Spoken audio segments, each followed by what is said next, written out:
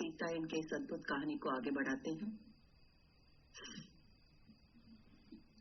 कुछ दिन पश्चात एक बहुत ही अद्भुत घटना घटती है। शाम का समय है, सूरज ढल रहा है। आकाश में इतनी सुंदर सुंदर रंगों से ऐसा लग रहा है मानो किसी चित्रकार ने एक बहुत ही सुंदर चित्र बनाकर उसमें अद्भुत रंग भर दिए हों। दोनों सीता माँ और सोमा अपने कुटिया के बाहर आंगन में बैठकर उस अद्भुत दृश्य को बस निहार ही रहे थे। इतने में उन्हें जंगल की तरफ से दो लोग सामने आते हुए नजर आए। दोनों योगी नजर आ रहे थे, एक मर्द और एक स्त्री। जब वो पास आए तो माता उन्हें देखकर पहचान गई, अनुसुईया और अत्रि जी। माता को बहुत खुशी हुई उनको देखकर, क्योंकि आप सब जानते हो माता और अनुसुईया माँ का कितना घनिष्ठ संबंध था और है। माता जल्दी जल्दी गेट की तरफ बढ़ रही थी उन दोनों का स्वागत करने के लिए।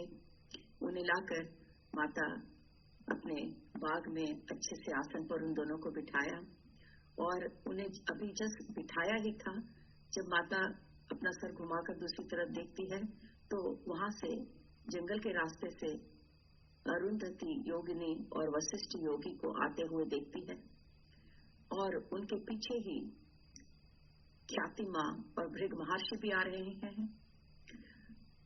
माता इनको लाकर फिर से अपने बाग में एक सुंदर से आसन पर विराजती है और फिर देखती है कि उसके बाद अगस्त्य महामुनि और लोपामुद्रा योगिनी भी माता की कुटिया की तरफ आ रहे हैं। उसके बाद एक न जाने कितने योगी और योगिनी माता के आंगन में, उनके सुंदर से बाग में सब अपने अपने स्थान पर विराजे हैं।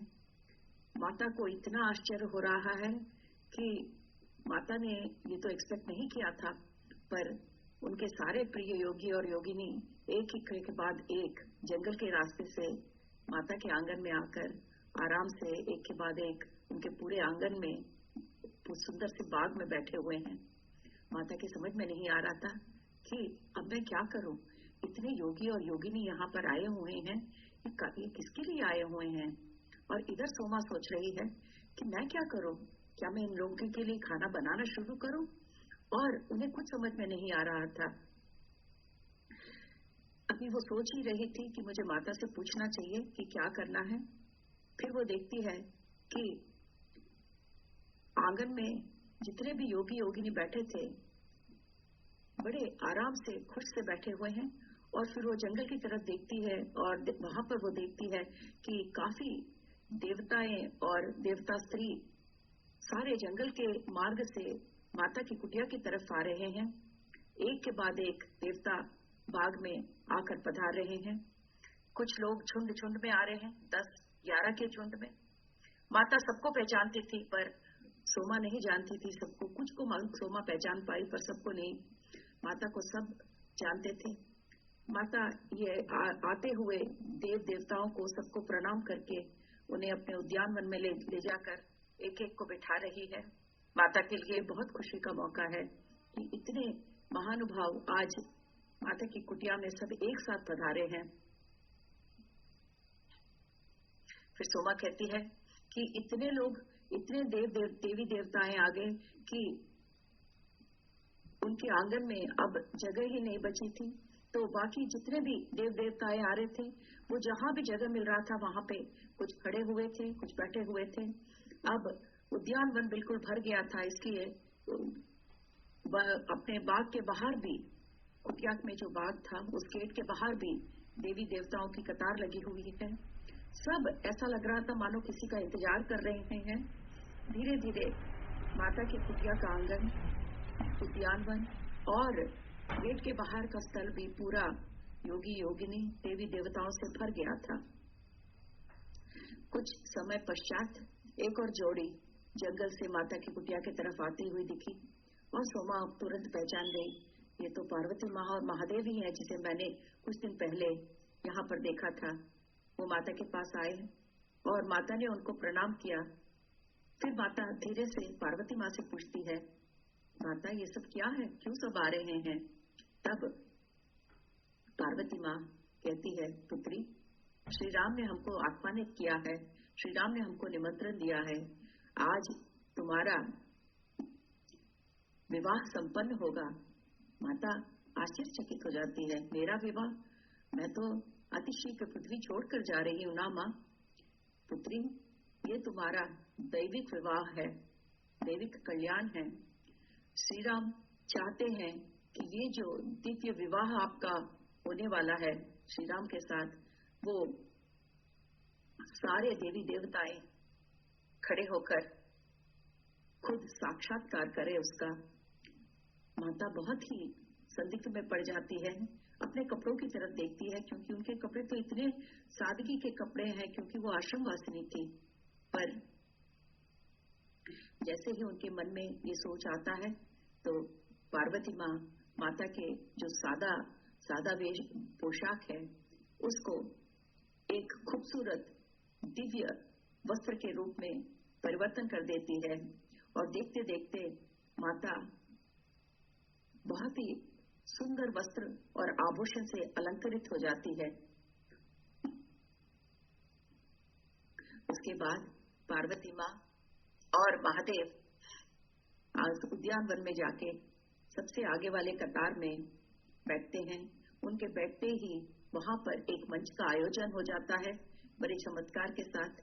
माता ये सब देख रही है, ये मंच का जो चमत्कारी आयोजन महादेव ने किया है, और जिस तरह से सारे लोग बैठे हुए हैं और वो अपने पोशाक की तरफ देखती है, बिल्कुल एक इतना दिव्य पोशाक में वो अलंकृत है।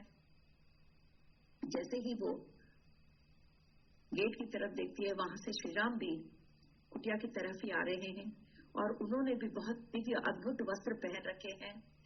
सामान्य रूप से वो जब भी आश्रम आते हैं बड़े सादगी से तैयार होते हैं, पर आज उनकी वेशभूषा देखकर बहुत ही ज्ञात हो जाता है कि वो आज इसका जो विवाह है उसके लिए पूरी तरह से तैयार होकर आए हैं। श्री राम माता के पास आकर रुकते हैं और एक मुस्कान देते हैं। ये सब उन्होंने माता के लिए ही किया है। सोमा समझती है कि श्री राम माता को अत्यंत खुश देखना चाहते हैं। माता के इस पृथ्वी से जाने के पहले उनको हर प्रकार की खुशी, हर प्रकार का आनंद माता को देना चाहते हैं श्री राम। उसके बाद श्री राम माता का हाथ पकड़कर उस मंच की तरफ ले जाते हैं और मंच पर खड़े होते हैं। जैसे ही श्री राम और माता उस मंच पर खड़े दिखते हैं, सोमा को दिखता है कि उनकी चारों तरफ एक अद्भुत कांति फैली हुई है। श्री राम और माता के मंच पर चढ़ते ही सब निशब्द हो जाते हैं। सब उनके जो लोग, जितने भी लोग वहां पर एकत्रित हुए हैं, वो सारे शांत हो जाते हैं। कुछ देर श्री राम कुछ नहीं कहते, सबको निहारते रहते हैं।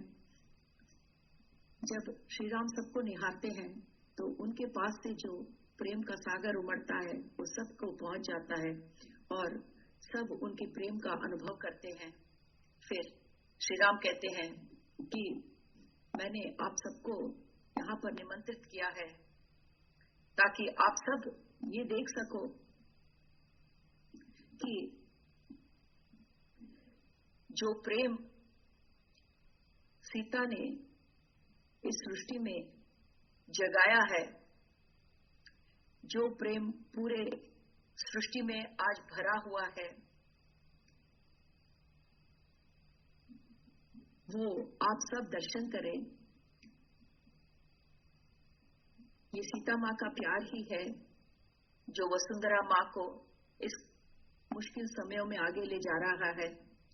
ये सीता माँ का प्यार ही है जो मानवता को आगे ले जाएगा। अगर आप चाहो तो उसे सीता माँ का प्यार कह सकते हो या मेरा प्यार कह सकते हो, क्योंकि मेरे और सीता माँ के प्यार में, सीता के प्यार में कोई भी भेदभाव नहीं है। पर मैं आप सबको ये दिखाना चाहता हूँ कि ये जो अद्वितीय प्रेम है, उस प्रेम को सीता ने इस पृथ्वी पर लाने में सफलता प्राप्त की है। और जैसे जैसे श्री राम सीता के बारे में सबको ये बता रहे हैं, सीता माँ श्री राम की तरफ ही देख रही है। फिर श्री राम ये कहने के बाद सबकी तरफ देखकर धीमी आवाज में कहते हैं, सीता, जो प्रेम तुमने इस पूरे सृष्टि की तरफ दर्शाया है, उसके लिए मैं तुम्हारा बहुत आभार हूं। फिर श्री राम योगी और योगिनियों की तरफ देखकर कहते हैं कि मैं आप सबका बहुत आभार हूं, क्योंकि आपने अपने जीवन में इतने त्याग करके अपने अपने दिव्य लोगों को छोड़कर इस पृथ्वी पर आकर इस पृथ्वी का उद्धार किया है। उसके बाद श्री राम देवी और देवताओं को तरफ देखकर कहते हैं कि आप सब देवी देवता जो इस पृथ्वी का, इस प्रकृति का संतुलन बनाए रखते हैं, जिसके बगैर ये प्रकृति आगे बढ़ नहीं सकती, मैं आप सबका आभार हूं। उसके बाद श्री राम उन चारों की तरफ देखते हैं, महादेव, पार्वती माँ, सरस्वती माँ और ब्रह्मदेव, जो वहां पर साथ बैठे हुए हैं। उनसे कहते हैं कि देव, आप लोगों के बिना न कोई लोक है न कोई जिंदगी। ये आपकी ही कृपा है कि इस समय के साथ जो भी परिवर्तन हो रहा है, इससे इस सृष्टि का संतुलन बनाए हुए है।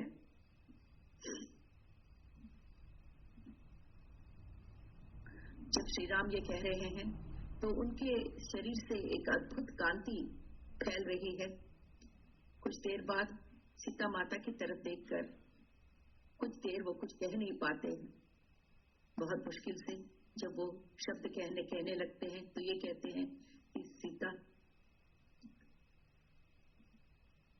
तुम्हारे लिए कहने के लिए मेरे पास शब्द काफी नहीं है, क्योंकि तुम मेरी मार्गदर्शक हो। तुम एक ऐसा तारा हो जो मेरे जीवन का मार्गदर्शन करती हो। तुम्हारे ही कारण आज इतने ब्रह्मांड कायम हैं। तुम्हारे बिना मेरा अस्तित्व ही नहीं है सीता। जब श्री राम ऐसे वाक्य कह रहे हैं, माता उन्हें ही देखती जा रही है। माता के आंखों में से एक शांति और अद्भुत आनंद का प्रदर्शन हो रहा है। इसके बाद श्री राम कुछ नहीं कह पाए, क्योंकि उनके मुंह से शब्द ही नहीं निकल रहे थे। फिर माता कहती है श्री राम से, आपने जो प्रेम का वर्णन किया है, वो प्रेम जो सारी सृष्टि को कायम करती है, वो एक ऐसा प्रेम है जो मेरे भीतर आप ही जागृत कर सकते हैं। मैं उसका प्रदर्शन अवश्य कर सकती हूँ प्रभु। मैं उसे हर सृष्टि में उस प्रेम को अवश्य ले जा सकती हूँ, पर उस प्रेम की जागृति सिर्फ आप से ही संभव है। जब भी मुझे वो प्रेम का अनुभव हुआ है, वो आप ही के कारण हुआ है प्रभु। श्री राम कहते हैं, सबकी तरफ देखकर श्री राम कहते हैं कि जब सीता वापस वैकुंठ लोक चली जाएगी, वो अपने साथ मेरा एक हिस्सा भी ले जाएगी, क्योंकि हम राम और सीता कभी भी अलग अलग नहीं रहेंगे। उनमें कोई अलग रहने की बात होती ही नहीं है, क्योंकि श्री राम और सीता एक हैं। जब श्री राम ये बात कहते हैं कि सीता अपने साथ वैकुंठ लोक राम का एक भाग लेके जाएगी, क्योंकि वो दोनों एक हैं, ये सुनते ही चारों तरफ से एक गूंज सुनाई देता है, जो श्री राम जय सीताराम के रूप में होता है। उसके बाद काफी देर तक ये ही आवाज सोमा को सुनाई देता है। पृथ्वी से, आकाश से, चारों तरफ प्रकृति से श्री राम जय सीताराम की ध्वनि चारों ओर से सुनाई दे रही है। काफी रात होने के बाद सबके मन में ये बात आती है कि अब खाना खाने का समय आ गया है, पर सोमा सोचती है मैं इतने लोगों के लिए भोजन का आयोजन कैसे कर सकूं। जैसे ही सोमा के मन में ये विचार आता है, वो देखती है कि जंगल के रास्ते से माता की कुटीर की तरफ देवदूत आ रहे हैं। काफी सारे देवदूत आ रहे हैं। उनके हाथों में खाने के सुंदर सुंदर टोकरियां और थाल सजे हुए हैं। और जैसे ही वो कुटीर तक आते हैं, वो सोमा के पास आते हैं और सोमा को एक थाली देते हैं और कहते हैं कि सोमा उन्हें राह दिखाए। फिर सोमा माता के पास जाती है और माता सोमा को इशारा करती है कि महादेव से शुरू करे। और फिर सोमा उन देवदूतों के लाए हुए सुंदर सजाई हुई थालियां, जिसमें कई प्रकार के पकवान और भोजन का आयोजन हो रहा है, ऐसे थालियों को महादेव, पार्वती माँ, ब्रह्मदेव, सरस्वती माँ, ऐसे सबके पास थालियां लेके जाती है, क्योंकि देवदूत के लिए खाना लेके आते हैं। इस तरह सब लोग बहुत ही सुंदर, बहुत ही स्वादिष्ट भोजन करते हैं। सब लोग भोजन करने के बाद देवदूत आकर जो बचा हुआ सामग्री है उसे लेकर फिर जंगल में अदृश्य हो जाते हैं। उसके बाद सब ध्यान में बैठ जाते हैं और जितनी देर ये सारे लोग ध्यान कर रहे हैं, बस एक ही आवाज चारों तरफ से सुनाई दे रही है, श्री राम, जय सीताराम।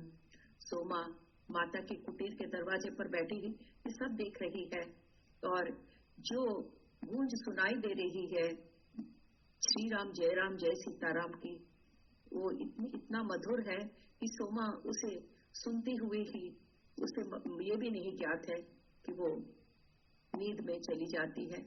और पता नहीं वो कितनी देर ऐसे कुटीर के द्वार पर बैठे सोई है। जब नींद खुलती है तो पक्षियों की आवाज सुनाई पड़ रही है और जब वो उद्यानवन की तरफ देखती है तो देखती है बाग में जितने भी लोग पिछले रात को आए थे सारे चले गए हैं, कोई भी नहीं है। बस वहां पर सिर्फ श्री राम और माता ही हैं जो अब सामान्य वस्त्रों में हैं। दोनों उद्यानवन में बैठे हुए हैं और दोनों श्री राम ध्यान में बैठे हुए हैं और माता अपना सर श्री राम की गोदी में रखकर सो रही है। उन दोनों के अलावा उद्यानवन में और कोई नहीं है।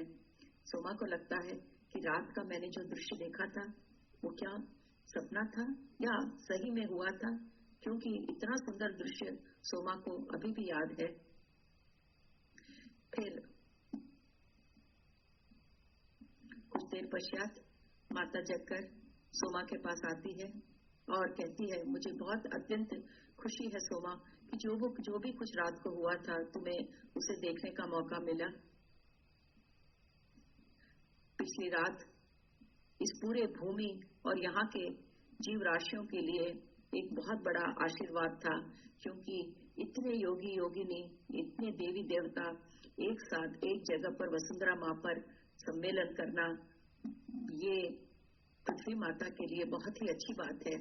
ये राम जी का उपहार है इस दुनिया के लिए। तब सोमा कहती है, माता ये तो राम जी का आपके लिए उपहार है। वो आपसे इतना प्रेम करते हैं कि आपके लिए इतना सुंदर उपहार देना चाहते थे। तब माता कहती है, सोमा मेरे में और इस पृथ्वी में कोई फर्क है क्या? हम दोनों एक ही है ना। ये पृथ्वी ही मैं हूँ और मैं ही पृथ्वी है। सोमा को इतना तो कुछ समझ में नहीं आता, पर फिर भी अपना सर हिला देती है सोमा, क्योंकि माता सोमा के साथ कई बातें कहती है पर सब सोमा को उसका गूढ़ार्थ समझ में नहीं आता। कुछ बातें वो समझती है पर कुछ बातें वो सोचती है कि समय ही उसे समझाएगा। फिर धीरे धीरे सुबह होने लगती है और उस दिन माता ज्यादा कुछ बोलती नहीं है। ऐसा लगता है कि वो अपने अंदर ही अंदर कुछ सोच में है। कुछ देर बाद सोमा से कहती है कि क्या तुम लव और कुश को मेरे कुटीर में भेजोगी? फिर लव और कुश माता के पास आते हैं और माता के साथ कुछ देर अंदर ही बिताते हैं। इस बीच श्री राम अपना ध्यान पूर्ण करके सोमा के पास आकर पूछते हैं, माता कहाँ है? तब सोमा बताती है कि माता बच्चों के साथ अंदर बात कर रही है। श्री राम भी कुटीर के अंदर जाते हैं और कुछ समय तक चारों अंदर ही रह जाते हैं। फिर काफी देर बाद श्री राम और माता कुटीर के बाहर निकलते हैं और कहते हैं कि हम ध्यान करने जंगल में जा रहे हैं सोमा। वहां पर हनुमान भी खड़े हुए हैं, तो दोनों की तरफ देखकर कहते हैं कि हम ध्यान करने जा रहे हैं। और जैसे ही वो आगे बढ़ते हैं, माता रुककर पीछे मुड़ती है और सोमा के पास आती है और सोमा को अपने गले से लगा लेती है। और सोमा को ये समझ में नहीं आता कि माँ ने क्यों पीछे आकर खुद को गले से लगाकर इतनी देर अपने बाहों में लेकर रखा है। फिर जब माता सोमा को छोड़ती है, हनुमान के पास आती है और हनुमान का हाथ लेकर उनकी तरफ बड़े प्रेम पूर्वक देखती है। और उसके बाद फिर श्री राम के साथ उनका हाथ पकड़कर ध्यान करने जंगल की तरफ रवाना होती है। जैसे ही माता और श्री राम को जाते हुए सोमा देखती है, तो सोमा को लगता है कि मुझे भी पानी और एक फल की टोकरी के साथ उनके पीछे जाना चाहिए। तो वो तुरंत उनके साथ उनके पीछे जाने लगती है। तब माता कहती है कि तुम्हें लव और कुश के साथ रहना चाहिए सोमा, उन्हें तुम्हारी आवश्यकता है। और जैसे ही हनुमान ये बात सुनते हैं, तो हनुमान की चीख माता कहकर वो बड़े दुखी से पुकारते हैं। और तब सोमा को समझ में आता है कि क्या हो रहा है। और उस समय सोमा का मन कांप उठता है और ये सोच आता है कि माता तुम हमें छोड़कर जा रही हो ना। और जैसे ही सोमा के मन में ये बात आती है, माता रुकती है और पीछे मुड़कर सोमा से कहती है, सोमा मैं इस दुनिया को कैसे छोड़ सकती हूँ। क्योंकि सोमा के मन में ये विचार आता है कि माता तुम ये दुनिया छोड़कर जा रही हो। और तब वो कहती है कि मैं ये दुनिया छोड़कर सोमा कैसे जा सकती हूँ, जब मैं ही ये दुनिया हूँ। कोई समझे या न समझे सोमा, तुम्हें तो समझना चाहिए कि मेरे और दुनिया में कोई फर्क नहीं है। ये कहकर वो फिर से श्री राम का हाथ लेकर दोनों जंगल की तरफ चले जाते हैं। हनुमान उनके पीछे जाने का कोशिश करते हैं, पर माता पीछे मुड़कर कहती है, पुत्र तुम्हें यहीं रुकना पड़ेगा और सोमा और बच्चों का ख्याल करना है। और जैसे माता ये कहती है, हनुमान की आंखों से आंसू बहते हैं, क्योंकि वो समझ जाते हैं कि अब माता अपना भौतिक रूप छोड़कर चली जाएगी। और वो माता की तरफ देखते हुए आंसू भरे आंखों से माता को विदा करते हैं। तब माता हनुमान से कहती है, हनुमान ये खुशी होने का समय है, ये आंसुओं का समय नहीं है। कहकर वो राम के साथ जंगल में निकल जाती हैं। घंटे बीत जाते हैं, बच्चे गुरुकुल की तरफ चले गए हैं पढ़ने। सोमा अपने को काफी काम करते हुए अपने को व्यस्त रखना चाहती है, पर सोमा का ध्यान पूरा माता की तरफ है। तो फिर अंत में सोचती है, नहीं मुझे माता को देखने जाना ही होगा। तो माता के लिए पानी और फल लेकर उस बहाने से वो फिर से जंगल की तरफ जाती है, क्योंकि वो जानती है कि माता और श्री राम कहाँ बैठकर ध्यान करते हैं। एक बहुत बड़े पत्थर पर थोड़ी दूर पर एक बहुत बड़ा चट्टान होता है और माता और श्री राम वो बड़े से पत्थर पर बैठकर ध्यान करते थे। तो सोमा को वो जगह बहुत अच्छी तरह से ज्ञात है, तो वो उसी तरफ जाती है। यहाँ पर सोमा कहानी रोककर अनसुया से कहती है कि ये जो पत्थर की बात मैं कर रही हूँ, ये मेरे कुटीर के आगे ये जो पत्थर तुम्हें दिख रहा है, ये वही पत्थर है, ये वही बड़ा चट्टान है जहाँ पर सीता माँ और श्री राम हर रोज आकर ध्यान करते थे। यही कारण है कि मैंने अपना कुटीर इस चट्टान के आगे बनाया, ताकि मैं हर रोज ये चट्टान देख सकूं जहाँ श्री राम और सीता माँ ने इतने दिन ध्यान किया।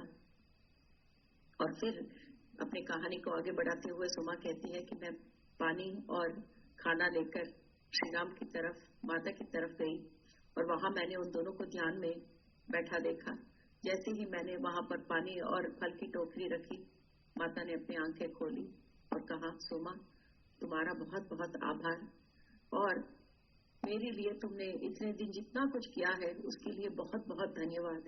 बड़े करुणा पूर्वक माता ये कहकर अपनी आंखें को बंद कर देती है। ये सुनकर सोमा कुछ कुछ नहीं कह पाती और फिर वापस कुटीर की तरफ आने के लिए मुड़ती है। पर जैसे ही वो मुड़ती है उसको लगता है कि कोई उसे पीछे खींच रहा है। तो ये भावना का महसूस करके जैसे ही सोमा पीछे मुड़ के देखती है, वो वही क्षण है जब माता अपने शरीर का विसर्जन कर रही है। और सोमा सोचती है कि अगर मैंने पीछे नहीं देखा होता तो माता के ये शरीर विसर्जन का जो दृश्य है मैं कभी न देख पाती।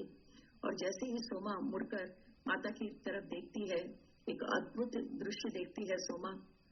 माता के शरीर से एक बहुत बड़ी कांति, बहुत बड़े प्रकाश का कुंज माता के शरीर से निकल रहा है और धीरे धीरे ये प्रकाश सब जगह फैल रहा है। और इस प्रकाश में श्री राम भी डूब गए हैं। और सोमा देख रही है कि माता के शरीर से निकला हुआ प्रकाश माता और श्री राम को पूरी तरह से घेर लिया है। फिर ये कांति और भी विस्तार होता जा रहा है, पृथ्वी की तरफ, आकाश की तरफ, प्रकृति की तरफ। और धीरे धीरे ये जो माता के शरीर से निकलती हुई कांति चारों तरफ तारे बनकर दिख रही है। पूरा जंगल माता के कांति से डूब गया है और ऐसा लग रहा है कि माता के शरीर से ये जो कांति की नदियां हैं वो निरंतर बहती ही जा रही हैं। अद्भुत दृश्य दिख रहा है। माता के शरीर से निकलता हुआ कांति, जो निकलता हुआ प्रकाश है, वो आकाश की तरफ जा रहा है और वहां जाकर मानो इंद्रधनुष बन गया है। विभिन्न विभिन्न रंगों में ये कांति दिख रही है। सोमा ने ऐसा दृश्य अपनी जिंदगी में कभी नहीं देखा था। ऐसे सुंदर प्रकाश का दृश्य जो माता के शरीर से निकल रहा है, जो आकाश की तरफ जाकर अद्भुत इंद्रधनुष के रूप में आकार ले रहा है। इतने रंग जो माता के शरीर के कांति से निकल रहे हैं, उसे देखते ही सोमा बिल्कुल बुत बनी खड़ी ये सारा दृश्य देख रही थी। और जब ये प्रकाश सब खत्म हो गया, अदृश्य हो गया, माता की तरफ देखती है तो वहां माता का शरीर अब सोमा को नहीं दिखता। माता का शरीर जो है वो कांति में बदलकर पूरे प्रकृति में समा गया है, पूरे आकाश में मिल गया है, धरती से मिल गया है, सारे प्रकृति में एक हो गया है माता का शरीर। सोमा जब देखती है कि वहां पर उसकी माता अब नहीं है तो उसे समझ में नहीं आता क्या करे। बिल्कुल सोमा का दिल एकदम दुख से भर जाता है कि उसकी प्रिय माता अब उसके आगे नहीं है। वो दौड़कर कुटीर की तरफ भागती है और वहां पर हनुमान और लक्ष्मण को पाती है। लक्ष्मण पिछली रात को ही वहां आ गए हैं और वो हनुमान से ये सब बताती है कि श्री राम और सीता माँ को बैठे देखकर उसने वहां पर क्या दृश्य देखा और अब वहां पर माता है नहीं। ये सुनते ही हनुमान जी सोमा के दुख को समझते हैं और सोमा को शांत करने का प्रयत्न करते हैं। पर जैसे ही लक्ष्मण ये बात सुनते हैं, तुरंत जंगल की तरफ भागते हैं अपने भाई की तरफ, अपने माता को देखने के लिए।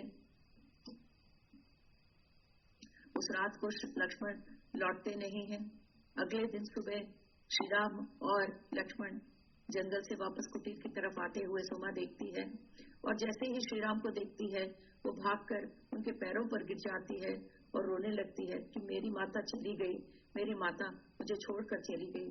तब श्री राम सोमा को उठाते हैं और बड़े करुणा से उससे कहते हैं, सोमा, अगर तुम्हारे मन में ये बात है कि माता चली गई, अगर तुम ऐसा सोचती हो तो ही माता चली जाएगी, पर अपने मन को तुम्हें धोखा न देने दो, क्योंकि अगर माता ही चली जाती है तो ये पूरी दुनिया रुक जाएगी। ऐसा कभी न सोचो कि माता तुम्हें छोड़कर चली गई है, क्योंकि माता अब इस पूरे सृष्टि में समा गई है और बिना माता के, बिना सीता की शक्ति के ये दुनिया कायम नहीं रह सकती। अगले कुछ दिन एक सपने के रूप में बीत गए हैं। श्री राम दोनों लवकुश को इस बात के लिए तैयार कर रहे हैं ताकि वो अपना समय गुरुकुल और अयोध्या में समान रूप से बिता सके।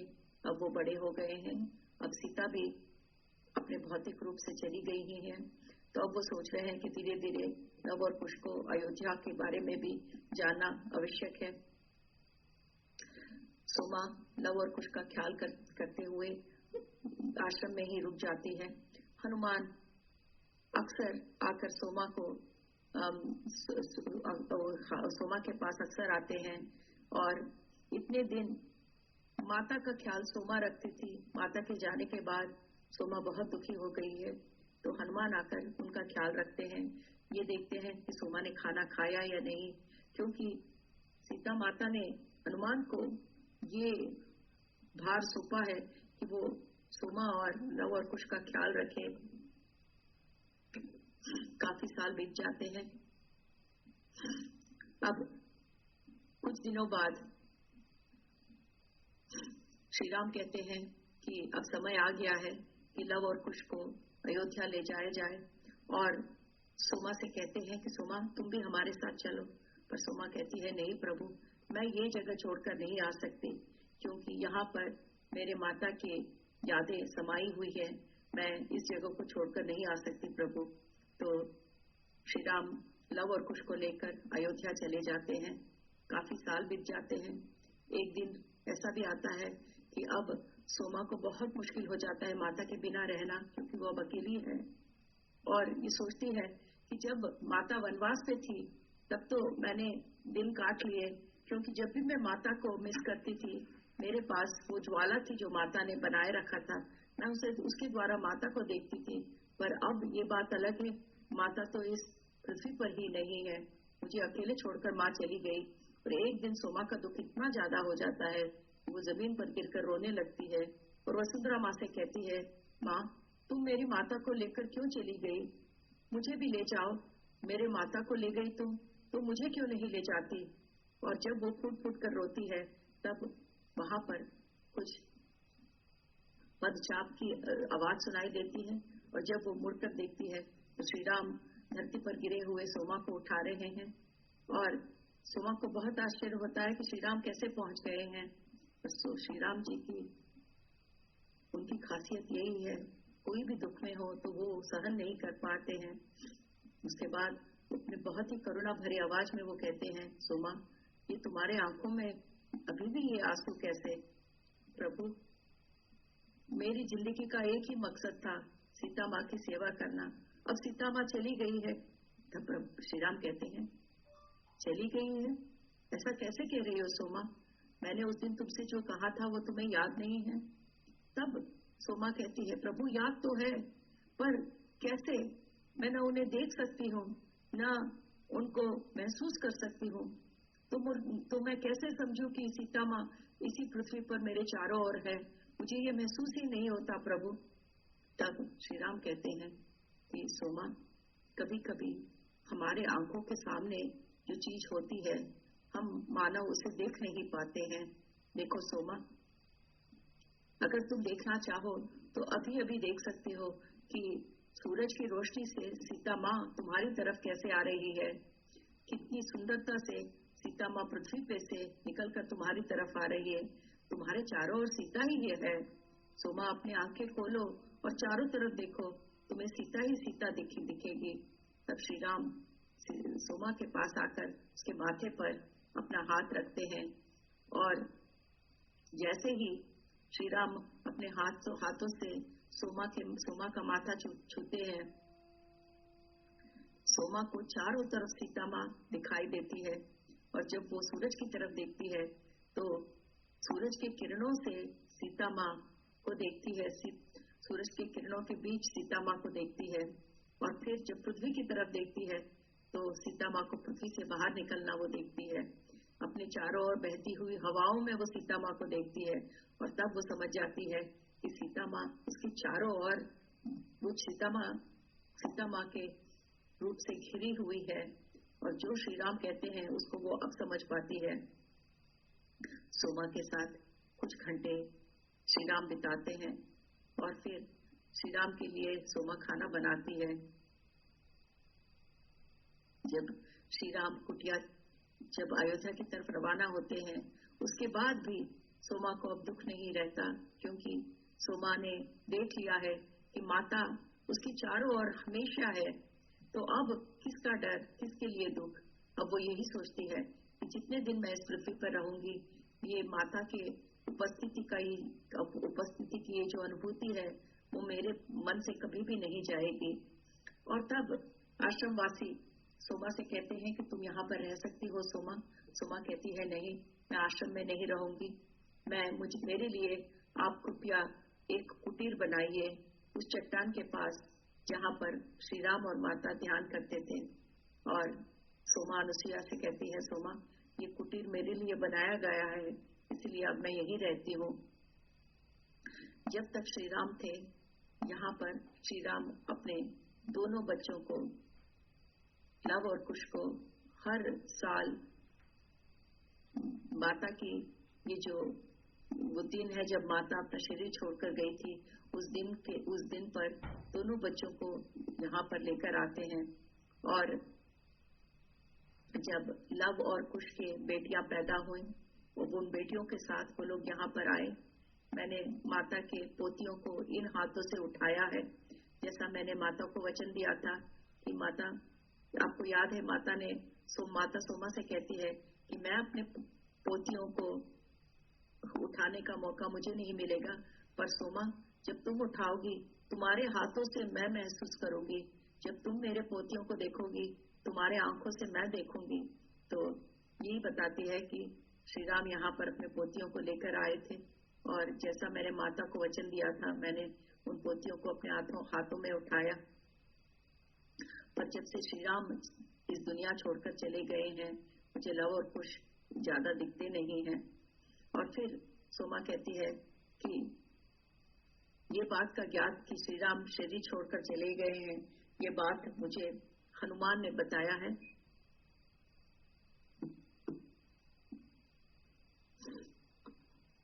फिर सोमा बताती है कि श्री राम इस पृथ्वी से किस तरह चले गए। हनुमान सोमा को बताते हैं कि कुछ साल पहले एक दिन बहुत सुबह जब होती रहती है, अभी सूरज भी नहीं निकला है, और श्री राम उठते हैं और सरयू नदी की तरफ रवाना होते हैं और वहां पर ध्यान में बैठ जाते हैं। और उस समय पर हनुमान अयोध्या में नहीं थे, काफी दूर थे, और अचानक हनुमान को श्री राम की पुकार सुनाई देती है, तो वो अति शीघ्र अयोध्या की तरफ रवाना होते हैं। और जब अयोध्या पहुंचते हैं तो देखते हैं श्री राम ध्यान में बैठे हुए हैं सरयू नदी के तट पर, और धीरे धीरे सुबह निकल रहा है, और अयोध्या वासी काफी वहां पर आए हैं कि वहां उनके महाराज ध्यान कर रहे हैं। और जैसे हनुमान श्री राम की तरफ देख रहे हैं, उन्हें सीता माँ दिखती है जो श्री राम की तरफ बढ़ रही है। बाकी किसी को सीता माँ नहीं दिखती, सिर्फ हनुमान को ही दिखती है। और जैसे जैसे हनुमान देख रहे हैं सीता माँ श्री राम की तरफ बढ़ रही है, तब हनुमान सीता माँ से कहते हैं, माता तुम मेरे प्रभु को लेने आई हो, अगर यही बात है तो मुझे भी ले जाओ, मुझे अब इस दुनिया में रहने का कोई मकसद नजर नहीं आ रहा है। तब सीता माँ कहती है, पुत्र हनुमान, इस युग के अंत तक तुम्हें यहाँ पर रहना है, जो कार्य हमने शुरू किया था वो अब तुम्हें पूरा करना है। हनुमान कहते हैं, ऐसा लग रहा था मानो सीता माँ नहीं बात कर रही है, सीता माँ और श्री राम की दोनों की आवाज मुझे सुनाई दे रही थी। फिर